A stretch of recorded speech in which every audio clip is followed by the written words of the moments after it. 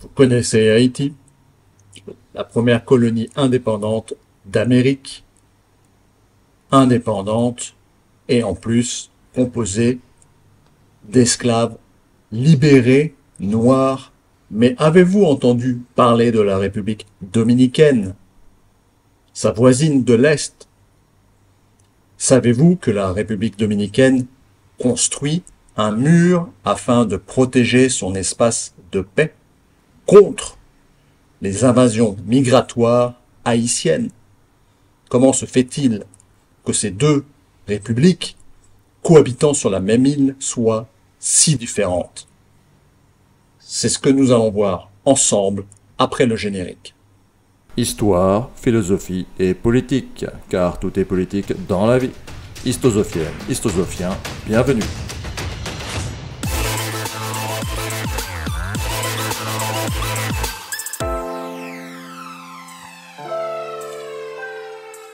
Donc voilà un petit peu des images du mur construit et des flux migratoires haïtiens arrivant à Saint-Domingue. Nous allons comprendre par cette étude cartographique pourquoi Haïti et la République dominicaine sont si différentes d'un point de vue civilisationnel, culturel et économique. Alors, la partie historique va être un peu plus longue, car nous allons parler de l'histoire en carte de cette île, qui fut découverte par Christophe Colomb en 1492. Les premiers habitants étaient naturellement des Amérindiens, qui furent globalement décimés par les Espagnols, et qui, à la place, importèrent des esclaves noirs africains. Je rappelle qu'il y a environ 10 millions d'esclaves noirs africains arrivés en Amérique du Nord, du Sud et bien évidemment sur les Caraïbes. Alors, cette île fut espagnole, mais également occupée par des pirates français, notamment le fameux Jean Lafitte, qui se réfugiait contre les Espagnols d'ailleurs, dans les baies de l'est de l'île. En 1625, les Français s'installent à Tortuga pour se protéger des navires espagnols. En 1797, l'Espagne cède la partie occidentale, qui deviendra Haïti, à la France, avec le traité de Ryswick. Les deux colonies, Saint-Domingue, donc côté espagnol, et la République d'Haïti, côté français, se livreront pendant des décennies, des batailles, mais jusqu'à arriver à un compromis qui définira plus ou moins les frontières actuelles. Alors, ce qui est très étrange et très intéressant, c'est que la colonie de Saint-Domingue devient très rapidement riche. Donc, Saint-Domingue, c'est l'ancien nom de Haïti. Donc, le côté français devient très riche, avec les plantations de tabac, coton, sucre et cacao. Et la partie française, à la différence de la partie espagnole, qui est moins industrielle à cette époque-là, va importer beaucoup d'esclaves et une minorité de blancs, 10% à peu près, et face à 90% d'esclaves noirs. Ce qui va provoquer à un moment donné des tensions. Alors, la République dominicaine, elle, aura beaucoup moins de main-d'œuvre esclaves et africaine. Beaucoup moins. On y reviendra après parce que c'est important. Bien évidemment, la 1789, Révolution française. Et que se passe-t-il? Eh bien, ce qu'il faut comprendre, c'est qu'il y avait aussi une population métisse en Haïti et que les Français, systématiquement, envoyaient leurs enfants métis faire leurs études en France.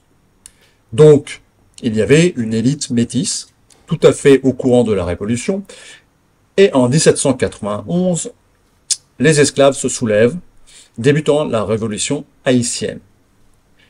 En 1793 est proclamée l'abolition de l'esclavage, et là, un monsieur très intéressant, Toussaint Louverture, chef des insurgés, qui va s'allier avec les Espagnols, donc qui habitent à l'est de l'île, contre les Français. Il va libérer les esclaves, il va réussir à avoir une indépendance, mais en 1802, donc ça c'est en 1801, en 1802, Napoléon Bonaparte envoie des troupes pour mater la révolte, mais elles sont vaincues. Et ça, c'est une première historique mondiale. C'est la première fois qu'une révolte d'esclaves proclame une république et gagne face à son ancien maître. C'est la première colonie indépendante au monde, proclamée en 1804, et en plus une colonie d'anciens esclaves, noirs et métis. D'ailleurs, l'élite sera métisse pendant un certain temps. On y reviendra après. Je rappelle que les Français envoyaient les enfants métis se former en métropole, dans toutes leurs colonies d'ailleurs, d'une manière générale. C'est pour ça qu'il y a eu une élite métisse, et c'est elle qui a fait la révolution, bien évidemment. C'est la fameuse bataille de la Vertière, et là va donc naître un régime métis qui va donner l'indépendance en 1804, et hélas, les Français restants vont être massacrés. Donc les colons français qui sont restés seront massacrés par un monsieur pas très sympathique, mais qui avait a priori une certaine rancœur, peut-être compréhensible, hein, qui s'appelait donc monsieur Dessalines, ou Dessalines, je ne sais pas trop comment prononcer son nom. Et là, à la grande différence de sa voisine, la République dominicaine, tous les Blancs seront plus ou moins massacrés dans la partie ouest de l'île, donc le territoire de Haïti. Suite à cette révolution, cette indépendance, très rapidement, les Haïtiens vont occuper la partie espagnole en 1822. Et là, dans la partie espagnole, il y a encore beaucoup de Blancs, puisqu'ils n'ont pas importé beaucoup d'esclaves, comme je l'ai dit tantôt. Il y a à peu près environ, à cette époque-là, sans doute pas loin de 60-70% de Blancs et de Métis, et pour environ 10% d'esclaves noirs africains. Ce qui est totalement différent de sa voisine haïtienne. Et là, c'est un monsieur qui s'appelle Boyer. Alors, Boyer, donc, envahit la partie espagnole et va faire plusieurs choses. C'est assez intéressant. Il va créer une constitution dans laquelle la constitution haïtienne interdit aux élites blanches de posséder des terres. Et ça va être très problématique en République dominicaine, car comme je vous l'ai dit tout à l'heure, il y a encore beaucoup de Blancs présents, donc beaucoup vont partir, fuir. Boyer appelle également à la migration, ou remigration, ou migration des Noirs américains à Haïti. Il cherche en fait une élite noire qui n'existe pas. Lui-même, et Boyer, est un métis. Hein. Je rappelle que nous sommes dans la gouvernance métisse pour l'instant, qui s'achèvera d'ailleurs avec Boyer. Petite tension en République dominicaine. Beaucoup d'Espagnols blancs ou métis fuient, mais ils reviendront. Donc ça, on va en parler après. Alors après, à la chute de Boyer, les dirigeants noirs accèdent au pouvoir dont jouissaient autrefois exclusivement les métis. Alors ça, c'est important. À partir de là, les métis vont être... Et je rappelle, les métis avaient quand même reçu une formation en France, hein, une éducation, notamment révolutionnaire. Hein. Voilà. Alors ça, c'est bien évidemment un point de départ. La reconnaissance de l'indépendance va être monnayée par la France en 1825. Charles X impose un ultimatum à Haïti. Ça, c'est très important. Et demande à payer 150 millions de francs or, ce qui est énorme à l'époque, pour en dommages, en indemnisation, car tous les colons avaient été massacrés, ou pour les plus chanceux, avaient réussi à partir avant les massacres. Alors c'est une somme très importante qui va être renégociée à 90 millions de francs or, et ça va endetter l'île, enfin Haïti, pendant très longtemps. De nos jours, ça équivaudrait à peu près à 17 milliards d'euros, hein, pour vous donner une idée. Haïti donc accepte, et en 1838, un traité de paix et d'amitié est conclu entre la France et Haïti. Donc Haïti va, alors je rappelle que Haïti a envahi la République dominicaine à cette époque-là, et va commencer à taxer lourdement les Dominicains. Elle cherche de l'argent pour payer ses 90 millions de francs. Elle va également s'endetter avec une banque française et américaine pour payer la France. Je crois que c'est sur 50 ans, hein, le remboursement. Donc pour ce faire, qu'est-ce qu'elle fait que fait le gouvernement haïtien? Il confisque, et ils sont catholiques les Haïtiens hein, à l'origine. Hein. Enfin, ils se sont convertis au catholicisme, mais ils ont gardé des pratiques vaudou africaines très importantes, hein, et de superstitions, de croyances, de magie, etc. Et le gouvernement haïtien va confisquer tout simplement tous les biens de l'Église, rompant les liens avec le clergé et le Vatican. Et c'est l'effondrement du système scolaire haïtien qui a été fait par les prêtres, par les abbés, les moines, par les catholiques. Et ça, c'est important parce que depuis, le système scolaire ne s'est pas rétabli. On tombe dans la période républicaine, hein, une république est proclamée en 1844. Hein. Donc, comme je vous l'ai dit, après l'invasion de Saint-Domingue, donc beaucoup de familles espagnoles fuient, partent, mais en 1844, la République dominicaine arrive à chasser les Haïtiens et négocie un retour à son indépendance. Donc, en 1844, la République dominicaine devient de nouveau indépendante et de nombreuses familles qui étaient parties espagnoles reviennent à Saint-Domingue et plus une nouvelle migration espagnole. Et ça, c'est important de le noter. On y reviendra après. Bon, on arrive après à l'occupation américaine de 1915 à 1934. Les États-Unis vont occuper toute l'île, côté haïtien et dominicain. Alors, ils vont pas faire que des bonnes choses, ils vont dissoudre le Parlement, ils vont instaurer un semblant de sécurité, ils vont reformer l'armée, etc., etc. Mais en parallèle, les Américains cherchent à réduire l'influence européenne, qui était toujours importante, allemande notamment à cette époque-là, et française bien évidemment. Et les Américains vont faire la Citibank, hein, va de nouveau faire des prêts au gouvernement haïtien pour payer les intérêts de la banque française avec laquelle ils avaient commis le premier prêt pour payer la France. Donc les Américains en fait vont surendetter Haïti avec leur propre banque. 15 000 morts hein, durant cette occupation quand même. Alors après le départ des Américains, bon, ils ont laissé des infrastructures militaires comme je vous l'ai dit. Et là, on rentre dans l'époque des dictatures de François Duvalier, père et fils, hein, jusqu'au tremblement de terre de 2010. Alors, bon, on va y revenir après, mais je vais quand même vous le montrer. Ce qu'il faut comprendre, c'est que Haïti est sur des plaques tectoniques assez importantes. Et vous voyez, ici au sud, vous avez en fait l'hémisphère sud, l'Amérique du Sud qui remonte et qui se confronte à l'hémisphère nord de l'Amérique. Et la plaque tectonique, une des fissures est juste au sud de Port-au-Prince, la capitale haïtienne. Alors, tandis qu'en République dominicaine, c'est pas le cas. D'accord ? Il y a aussi un autre facteur que je vais tout de suite évoquer, c'est que Haïti a coupé beaucoup de forêts, comme on le voit, hein, vous le voyez sur l'image satellite, a coupé beaucoup de forêts pour vendre du bois et payer les dettes, les intérêts français puis américains.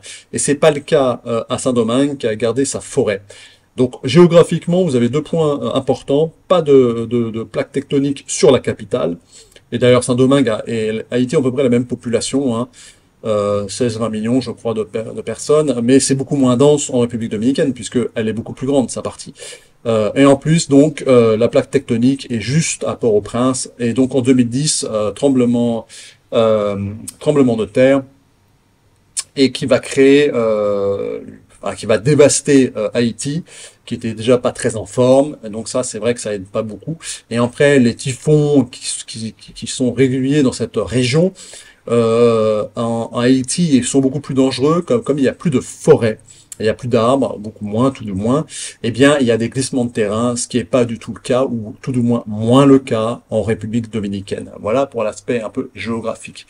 Alors, depuis 2010, l'effondrement économique, plus les catastrophes naturelles qui se répètent, hélas, en Haïti. Les gangs ont pris le contrôle, hein. Il y a, je sais pas, 200 gangs en Haïti qui ont pris le contrôle maintenant, hein, même aujourd'hui dans les années 2024. Ne serait-ce que à Port-au-Prince, dans la capitale, vous avez plus de 95 gangs, mais quand même, on parle de choses quand même ultra violentes, hein. Bon, ça n'aide pas, bien évidemment, ça n'aide pas le développement économique de l'île. Alors, il a été question, il n'y a pas très longtemps, d'envoyer des nouveaux casques bleus. Pendant très longtemps, c'est des Brésiliens qui étaient présents en Haïti. Et là, on parlait des Kenyans, du Kenya, mais qui, a priori, a refusé, qui devait envoyer, sous la pression américaine, des casques bleus, des policiers, pour essayer de remettre de l'ordre à Haïti. Voilà pour la partie un peu historique. Alors maintenant, je passe dans la partie philosophique. Alors, est-ce de la faute de l'homme blanc, des Français en particulier ici, ces méchants colonisateurs qui avaient des esclaves, qui sans doute pour certains les traitaient mal? Est-ce pour cela que Haïti n'arrive pas à se développer parce que ça a été une colonie de méchants blancs? Alors, il y a peut-être des causes, mais sa voisine, la République dominicaine, a également été une colonie. Mais la grande différence entre les deux, moi je vais vous le dire, c'est pas que la République dominicaine, peut-être une des pistes, c'est que la République dominicaine n'a pas massacré son élite, c'est-à-dire les Blancs. Ils sont restés, ils sont même revenus. Et qu'est-ce que ça engendre cela? Alors, de plus, en Haïti, il y avait quand même une élite métisse qui avait été formée en France aux méthodes de management, aux méthodes de direction, aux méthodes à l'ingénierie, voilà. Mais après Boyer, les métis ont été mis de côté et c'est les Noirs, anciens esclaves noirs, qui ont pris le pouvoir. Alors, c'est une question d'éducation, bien évidemment. C'est peut-être pourquoi la République dominicaine s'est beaucoup plus développée. C'est peut-être parce que ils n'ont pas massacré sa population blanche, son élite. Peut-être parce que la langue espagnole est restée la langue officielle, alors que dans Haïti, on a une sorte de créole qui ne permet pas vraiment de se développer intellectuellement. Peut-être la langue, c'est important, c'est ce qui structure la logique du cerveau tout de même.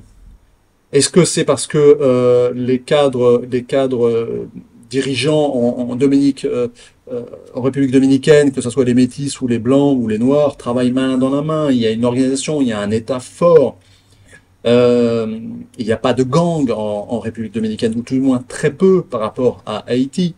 L'État est resté fort, l'État est beaucoup moins corrompu que sa voisine à Haïti. Alors aujourd'hui, le président de la République dominicaine s'appelle Louis Abinader et il est d'origine libanaise. Je vous montre sa photo. Donc voilà le président de la République dominicaine et lui, il est assez proche, on va dire, de l'histoire du président du Salvador. Alors je vais vous faire une petite parenthèse sur le président du Salvador. Vous savez, le fameux président Bitcoin. Je vais vous faire une petite parenthèse. Pourquoi? Parce que c'est intéressant. Le Salvador, c'est un pays qui est pas très loin, qui a aussi énormément de problèmes de gangs, donc comme Haïti. Alors des gangs plutôt hispaniques, hein, en l'occurrence, mais tout de même, c'est très important. C'est un petit pays comme Haïti, qui a peut-être pas trop non plus de ressources naturelles, à vrai dire, je ne sais pas. Mais en tout cas, que s'est-il passé avec le Salvador? Eh bien, son président est devenu une sorte de dictateur de gauche, hein, parce que c'est des mouvements de gauche, hein, lui il est issu des mouvements révolutionnaires de gauche, et il a décidé tout simplement de foutre en l'air les gangs, de les mettre en prison, et cela a parfaitement fonctionné. Voilà un petit peu le traitement des gangs, et donc le fameux M13 et d'autres, hein, je rentre pas dans l'histoire des gangs, mais en fait, en gros, ils étaient extrêmement dangereux, alliés avec la mafia américaine et mexicaine. Eh bien, c'est possible de mettre une fin à la guerre des gangs, hein. Il suffit de le vouloir. Et le président du Salvador, Monsieur Bukele, qui est d'origine, par son père, palestinienne chrétien, et par sa mère grecque et espagnole. Eh bien lui, ce jeune président, a réussi à flinguer, à foutre en l'air les gangs qui sévissaient depuis des décennies au Salvador. Donc c'est possible. Donc on pourrait très bien faire la même chose en Haïti s'il y avait une volonté politique de le faire. Mais a priori, elle n'existe pas. Alors, la République dominicaine, pas de gang, Haïti, des gangs. Donc bien évidemment, je veux bien que le colonialiste blanc ait une certaine responsabilité à un moment donné, mais l'indépendance a été donnée il y a longtemps. Il y a quand même autre chose en jeu, et notamment, je pense, un problème d'éducation grave et systémique en Haïti, de corruption. Il n'y a pas d'élite qui est à même à diriger le pays comme en République dominicaine. Alors pourquoi en réalité, quel a été un des facteurs fondamentaux? C'est que au début, quand Haïti est devenue indépendante après la Révolution française, eh bien, elle avait une élite. Pourquoi elle avait une élite? Tout simplement parce que les Français se mélangent. Dans toute la plupart des colonies françaises, il y a eu des métis, beaucoup même. Et donc ces métis étaient envoyés en métropole, dans la plupart des cas, pour être formés à l'école républicaine, ou avant l'école royale. Beaucoup de généraux, et d'ailleurs, durant les guerres napoléoniennes en Haïti, il y avait des métis des deux côtés. Et là, je vais vous parler d'un métis extrêmement connu, le général Dumas. Alors, le général Thomas-Alexandre Dumas a combattu dans l'armée napoléonienne contre les indépendantistes haïtiens qui étaient eux-mêmes formés par une élite métisse. Vous connaissez beaucoup d'armées dans lesquelles il y a des généraux métis, et pas qu'un, de nombreux. Eh bien, c'est la France. En France, les Français se mélangent avec les populations locales. Et ce monsieur, c'est le grand-père d'un autre très grand et incroyable personnage, qui est tout simplement Alexandre Dumas, qui est lui-même créole, d'origine créole, le plus grand, sans doute le plus grand écrivain français de tous les temps. La République française n'a aucun souci à intégrer des métis. Pourquoi? Tout simplement parce que la République française, pour le meilleur et le pire, a une politique d'assimilation. Ce qui est totalement différent des Anglais. Les Espagnols, c'est entre les deux, je dirais, parce qu'il y a aussi des métis, mais la grande différence, c'est qu'en fait, la France embrasse ses colonies, se métisse, donne des opportunités, forme ses enfants, ils deviennent des cadres, des généraux, des ingénieurs, et ensuite, lorsqu'il y a une querelle entre frères, eh bien, c'est les guerres les pires. C'est ce qui se passe aujourd'hui en Ukraine. Hein, les Ukrainiens et les Russes, ce sont des frères. Hein, une guerre fratricide. Et ce qu'il y a de pire, et je dirais même qu'en Palestine, c'est un peu la même chose entre les Palestiniens musulmans et les Palestiniens juifs. C'est une guerre de frères, c'est une guerre fratricide. Eh bien, c'est ce qui s'est passé en Haïti. Et c'est pas ce qui s'est passé en République dominicaine. En Haïti, il y a eu c'est l'amour vache, c'est les guerres les pires, c'est les guerres de frères. Et c'est exactement ce qui s'est passé. Et si vous voulez un contre-exemple, je vais faire une petite parenthèse sur ce qui s'est passé au Canada. Le Canada, vous savez, c'est également une ancienne colonie française, tout au moins le Québec. Et au Canada, vous avez un personnage très intéressant qui s'appelle Louis Riel. Voilà le personnage, Louis Riel, et c'est également un métis. Et au Canada, il y a aussi eu des guerres de rébellion métis. Métis franco-amérindiens, catholiques, contre les WASP anglais qui ont pris possession du Canada.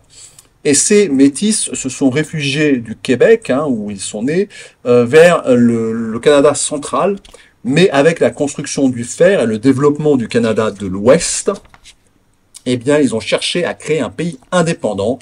Et il y a eu des guerres. Donc, la première résistance, c'était ce qu'on appelle la résistance de la Rivière Rouge en 1869-1870, dans lequel, en fait, les métis s'étaient regroupés. Il y avait des terrains, des terres. Puis, le gouvernement canadien veut prendre le contrôle des terres. Enfin, il l'a pris d'ailleurs, même. Et les métis commencent à se révolter. Et notamment avec l'arrivée de colons protestants, donc de WASP anglais, qui veulent prendre leurs terres. et notamment avec aussi l'envoi d'arpenteurs, de géomètres pour mesurer pour ces colons. Et là, il y a eu une révolte assez sérieuse. Alors, la conséquence, c'est que le gouvernement provisoire, qui a annexé ces nouveaux territoires, hein, leur a concédé une province, enfin une nouvelle province qui a été créée, qui s'appelle le Manitoba, dans lequel les Métis ont pu un peu préserver leurs coutumes. Alors lui, réel héros national des Métis, du peuple métis, franco-indien, a dû se réfugier aux États-Unis, où les Américains l'ont accueilli.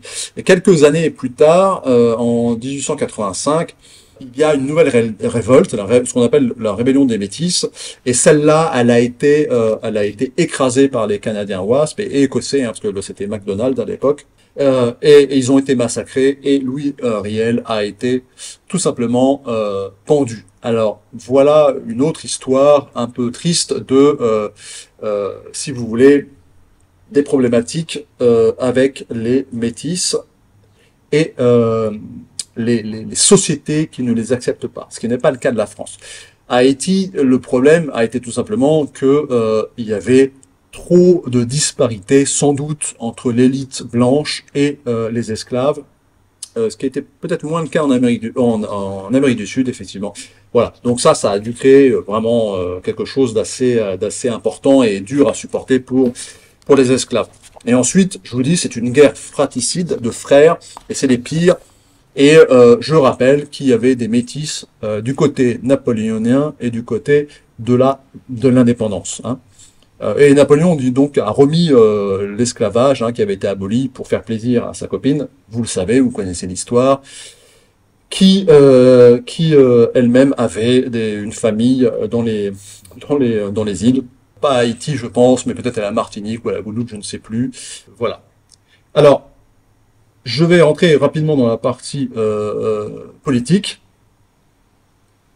Donc, on peut dire qu'à l'origine, il y a eu peut-être un abus des colons blancs, sans doute, c'est tout à fait peut-être exact, mais ce n'est pas la cause du problème entre Haïti et la République dominicaine, parce qu'à ce moment-là, la République dominicaine devrait être dans la même situation, et ce n'est pas du tout le cas. C'est un problème politique. Là, je peux vous donner un autre exemple qui est assez similaire, c'est la Nouvelle-Guinée. En Nouvelle-Guinée, vous avez également eu, c'est une île, et qui est composée en deux parties, pareil, Est et Ouest, et avec une très grande disparité entre les deux pays. Vous avez sur la partie ici de la Nouvelle-Guinée, vous avez la Papouasie-Nouvelle-Guinée, et ensuite la partie à l'Est, qui est tout simplement beaucoup plus développée que la partie à l'ouest. Alors là, c'est un peu l'inverse, mais et pourquoi? Tout simplement parce que la partie à l'est, il y a eu une forte migration asiatique du Nord, entre guillemets, hein, mais aussi bien de la Malaisie que d'ailleurs, et c'est eux qui ont fait le commerce, qui ont développé l'île. Et la partie ouest est restée, alors elle est un peu plus montagneuse, il y a quelques différences géographiques, mais elle est restée totalement sans ressources, pauvres, sans développement économique ou très peu par rapport à la partie ouest qui, elle, est quand même beaucoup plus développée. Je crois qu'il y a aussi beaucoup plus de tourisme, par exemple, également. Alors voilà, il faut que l'État soit quand même fort. Là, je vous donne un autre exemple avec Brunei, qui est juste à côté. Brunei, c'est un État islamiste, et je dis bien islamiste, pas musulman, parce qu'ils appliquent la charia. La loi de la charia. Alors, à Brunei, il n'est pas bon d'être homosexuel ou LGBT, hein, il n'y en a pas, je pense, ou très peu. Mais c'est un État qui fonctionne bien, où les gens, s'ils suivent l'islam et la charia de l'islam, je ne pense pas qu'ils soient spécialement malheureux. Hein, bon, j'y suis jamais allé, mais enfin, j'ai vu pas mal de reportages et autres. Alors, bien évidemment, il est interdit de boire, il est interdit de fumer, etc. Mais, je vais vous donner un contre-exemple, c'est qu'en fait, si cet État avait été libéral, eh bien la forêt primaire, une des dernières forêts primaires au monde, je dis bien au monde, hein, ne serait plus là. Alors bien sûr, la ressource pétrolière aide, c'est un pays riche, mais c'est également la volonté d'un État fort d'avoir voulu préserver sa forêt primaire. Vous voyez la différence avec la Malaisie à côté? Eh bien, il n'y a pas d'agriculture intensive à Brunei. Et donc la forêt, ça se voit, hein, vous le voyez sur l'image satellite, hein, ça aussi c'est Brunei. Hein. Vous voyez les différences? voyez, regardez. Vous voyez la différence? Ici, il n'y a plus de forêt. Ici, il y a des forêts. Forêt primaire. Hein. Voilà, mais ça, c'est parce que l'État, entre guillemets, comme au Salvador, qui est pas très loin non plus, est un État fort qui a pris la décision, qui a la volonté, entre guillemets, de préserver son espace de paix par des moyens que certains pourraient appeler dictatoriaux, hein, une dictature. Je rappelle la différence entre une dictature et une tyrannie. La dictature, c'est un État fort. Napoléon, ce fut une dictature. Napoléon III, ce fut une dictature. Même De Gaulle, ce fut plus ou moins une dictature pendant la guerre jusqu'en 46. Et puis après, quand il a pris le pouvoir, quand il est revenu en 58, il a demandé 6 mois de dictature que l'Assemblée et le Sénat ont accepté. Parce que par moment, vous avez besoin de dictature pour pouvoir mettre en place une nouvelle politique. C'est ce qu'il faudrait faire à Haïti d'ailleurs. Et la dictature, ce n'est pas la tyrannie. Hein. L'Europe est une tyrannie quelque part, hein, par rapport aux impôts, par rapport la politique, par exemple, mise en place anti-Covid, contre les agriculteurs, contre les gilets jaunes, etc. Ça, c'est une tyrannie. C'est quand le peuple ne vit pas bien, il n'est pas bien dans sa peau. Il ne se reproduit plus, les Européens ne font plus d'enfants, les Français ne font plus d'enfants, ils ont perdu confiance en l'avenir, etc., parce qu'ils sont tyrannisés. Donc une dictature, il y en a eu en République dominicaine d'ailleurs, c'est ce qui permet, ou c'est ce qui pourrait permettre peut-être, mais une dictature éclairée, bien évidemment, pas une dictature de corrompus comme il y a eu en Haïti. Les Duvalier, c'était une dictature de corrompus, d'ailleurs c'était plutôt une tyrannie. Hein, voilà. Alors dans un parti politique, qu'est-ce qu'on peut dire? Ce n'est pas, bien évidemment, que de la faute des Blancs, même s'ils ont joué un rôle au début de la colonisation, c'est sans doute avéré, mais c'est sans doute plutôt parce qu'il y a un problème politique à Haïti, il y a un problème de corruption endémique, il y a un problème de compétences, tout simplement, d'intelligence, j'oserais dire.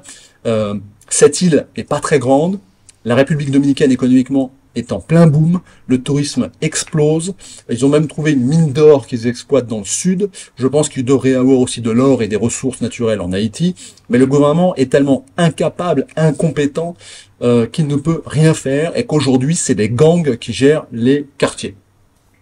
Et c'est ce qui va peut-être arriver en France si on ne fait rien non plus et qu'on laisse la tyrannie s'installer avec tout ce qui s'ensuit, c'est-à-dire la corruption, etc., etc., le manque d'éducation, l'écroulement de l'école, l'écroulement des services sociaux, et ainsi de suite. Je rappelle que les Haïtiens révolutionnaires, sans doute influencés par les Lumières, ont confisqué tous les biens de l'Église et que ça a été le début de la fin du système scolaire qui était fait par les prêtres. Et ça n'a pas été le cas en République dominicaine. L'éducation est primordiale pour développer un pays, bien évidemment. J'entre dans la conclusion. Si on peut pointer du doigt un responsable occidental, ça serait la grande finance. Le fait d'avoir demandé des indemnités totalement délirantes, enfin pas délirantes forcément, parce que je pense qu'elles ont été calculées relativement justement, mais trop importantes pour ce petit pays. Exactement comme ce qu'a fait la France avec l'Allemagne pendant le traité de Versailles, a demandé des choses impossibles. Vous créez une tension trop forte et qui explose. Eh bien, c'est ce qui s'est passé sans doute à Haïti. Donc, ceux qu'on pourrait accuser d'avoir, entre guillemets, poussé Haïti vers une histoire sombre, c'est les banquiers. Parce que au-delà de la dette, que Haïti n'avait pas vraiment les moyens de payer, 90 millions de francs or à l'époque, qui correspond à peu près à 17-18 milliards actuels de dollars, c'est le problème, c'est que Haïti n'ayant pas de ressources, elle a dû faire des prêts bancaires. Et vous savez qu'un prêt bancaire, je crois que le prêt bancaire que Haïti a eu auprès de la France a été sur un taux de 6%, et que bien évidemment, elle a traîné des dettes. Après, les Américains sont venus, ont refait un prêt pour qu'elle se débarrasse de la banque française au profit des banques américaines. Ça n'a pas aidé. Donc en fait, elle a terminé, je crois, de payer toutes ses dettes il y a quelques décennies à peine. Donc ça, c'est un vrai problème, effectivement. Donc voilà, la haute finance, mais c'est pas les colons, même s'ils étaient méchants, même si Joséphine et ses cousins, Joséphine Bonaparte, étaient méchantes avec ses esclaves, ce que je ne crois pas, mais bon, allez, disons-le, c'est pas eux qui ont endetté Haïti.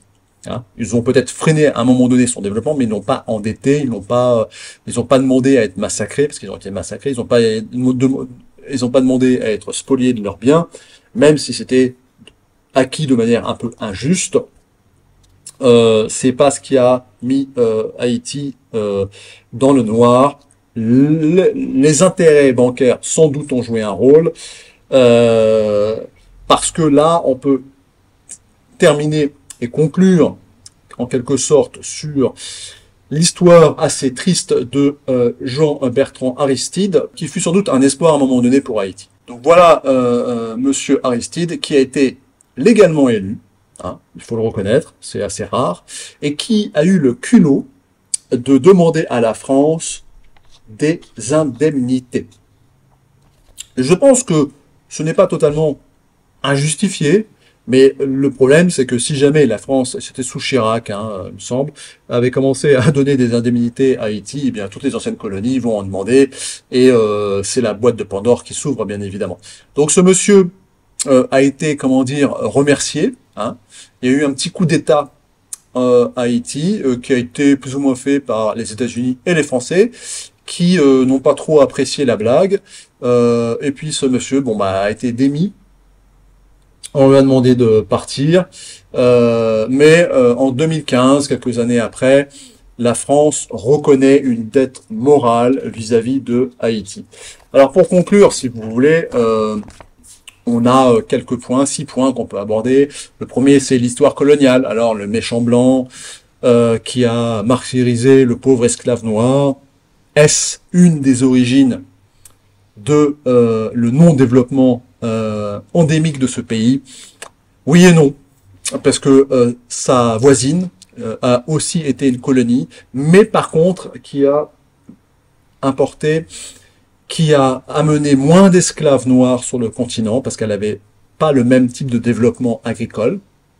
Alors, oui, on peut dire qu'il y a quand même une responsabilité, bien évidemment, mais n'oubliez pas que il y avait beaucoup de métis à Haïti, comme dans toutes les colonies françaises, et que ces métis étaient formés, éduqués et instruits. Et que ça crée une élite. La France n'a jamais refusé de créer des élites métisses. Je rappelle qu'il y avait des généraux métis dans l'armée napoléonienne et dans l'armée d'indépendance haïtienne.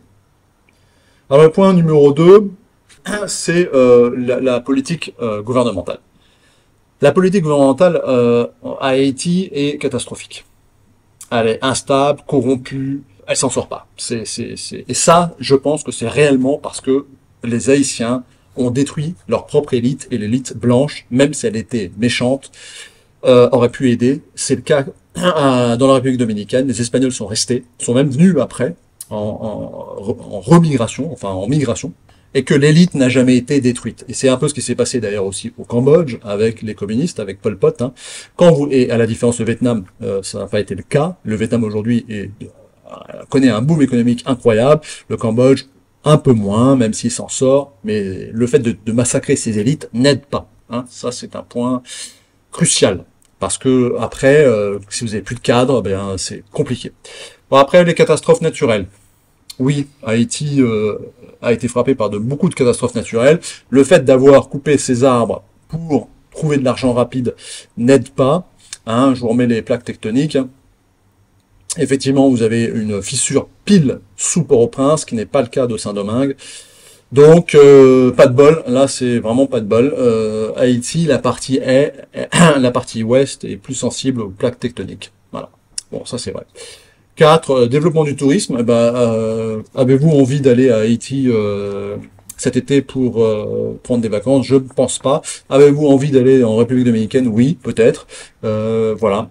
Mais ça, c'est une fois de plus, c'est lié à la politique, c'est lié aux structures, c'est lié à la corruption, c'est lié aux problèmes endémiques de ne pas avoir d'élite, d'avoir massacré toutes ces élites, d'avoir mis à la porte tous les blancs, ils auraient peut-être pu garder ceux qui étaient d'accord de rester, ceux qui se seraient adaptés à cette république, et il y en avait certainement beaucoup qui seraient restés, et ils auraient aidé au développement. Mais bon, ils ont préféré les tués.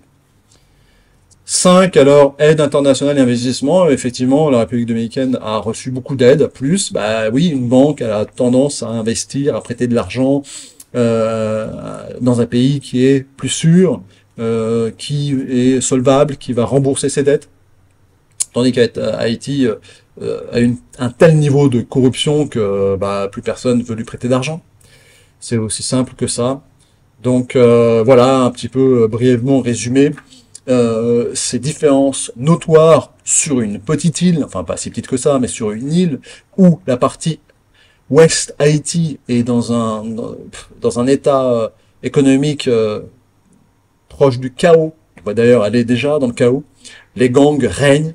Il n'y a plus d'armée, plus de police, plus de politique, plus de structure, plus de système, plus d'écoles, plus d'hôpitaux, plus rien ne fonctionne. Et juste à côté, la République dominicaine est en boom économique, a du tourisme, a des minerais, a ouvert il n'y a pas longtemps une mine d'or. Et le résultat de tout ça, c'est quoi? Eh bien, c'est que la République dominicaine est en train de construire un mur pour protéger son espace de paix contre Haïti, contre ses voisins, contre ses frères presque, parce que elle ne veut pas subir une migration folle. Elle veut préserver son économie, elle veut préserver ce qu'elle a réussi à développer, au contraire de ce que les Haïtiens ont réussi à détruire au fil des années. Pour plein de raisons, on les a vus, mais le résultat est là. Voilà, une même île, je dirais pas un même peuple, parce qu'il y a eu quand même plus de blancs qui sont restés. Il y a une différence quand même sociologique entre les deux, mais voilà, ça aurait pu se passer différemment. Voilà un exemple concret de l'impact de la géographie, parce qu'il y a quelques différences, vous l'avez vu, de l'impact de l'anthropologie, de l'ethnologie, de la politique, corruption, pas corruption, enfin moins de corruption, et de la sociologie. Les Républiques dominicaines a fait même revenir des Espagnols. Ils n'ont pas massacré leur élite, ils ont gardé. La plupart des présidents de la République dominicaine sont soit d'origine espagnole, soit métissés. Même s'il y a eu des coups d'État, même s'il y a eu des choses comme en Amérique du Sud, ben c'est comme le Salvador.